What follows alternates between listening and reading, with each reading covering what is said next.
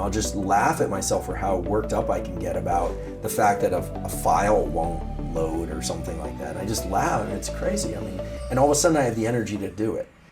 I mean, I break up my life into these 12-week, I think it was because I've always done 12-week training cycles. You're like an athlete, it's a season. season. Yeah, so 12-week training cycles. Just seems manageable somehow, with the understanding that there will be setbacks and things of that sort. I think that certain goals are goals of practices that we've already mastered.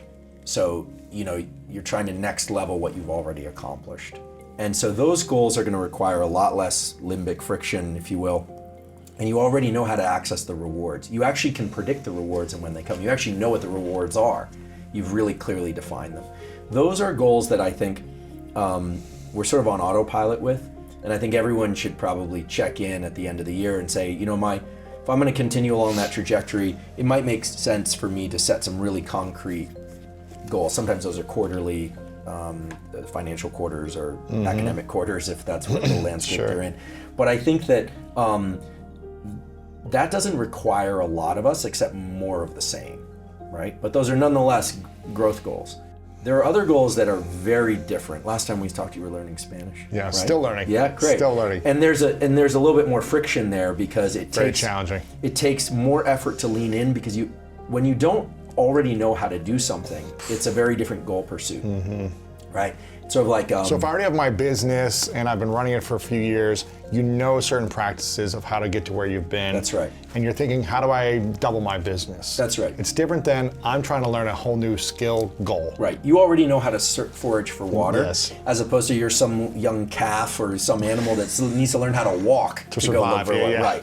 So I think one big goal of the sort that we don't actually have the skill set yet, or we're not even aware of what we need in order to accomplish it per year seems like a pretty good goal to me. So learning an entirely new language or an entirely new physical skill.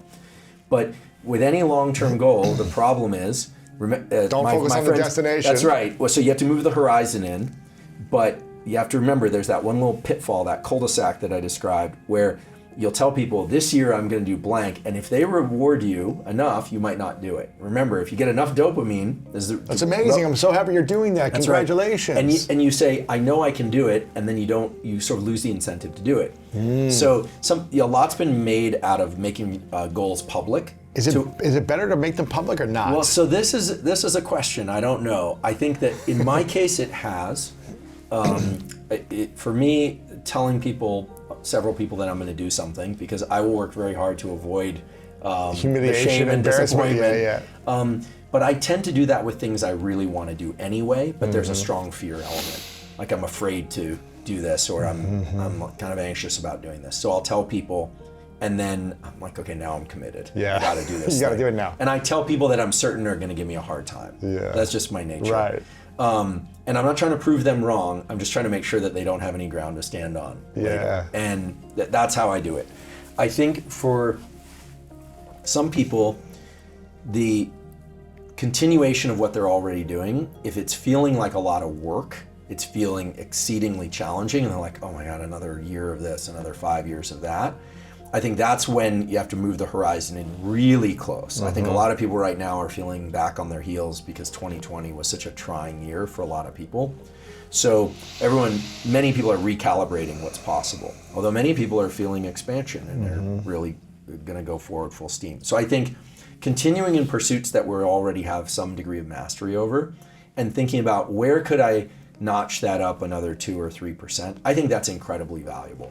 I think that provides a lot of value to the individual, to their families, and to society, really. Because a 2% improvement of like what you're already doing is going to have an outsized effect on what other people receive, right? Even though for you've been down that road many times.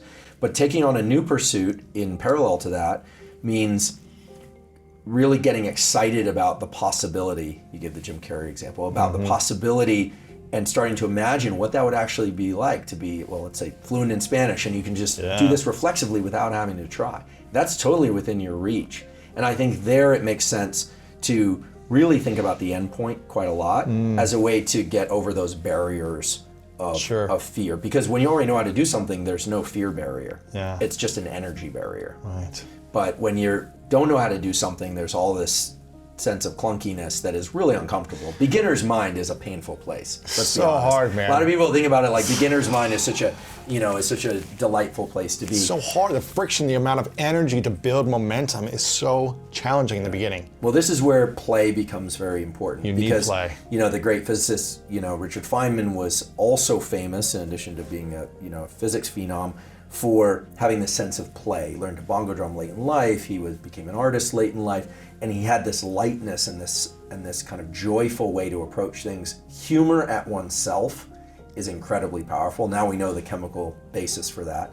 Laughing at oneself is often the best way to move forward. Really? Yeah, because you I do this, well, maybe, I don't know, maybe I'm biased, but I do this all the time. I'll just laugh at myself for how worked up I can get about the fact that a file won't load or something like that. And I just laugh. It's crazy. And all of a sudden I have the energy to do it.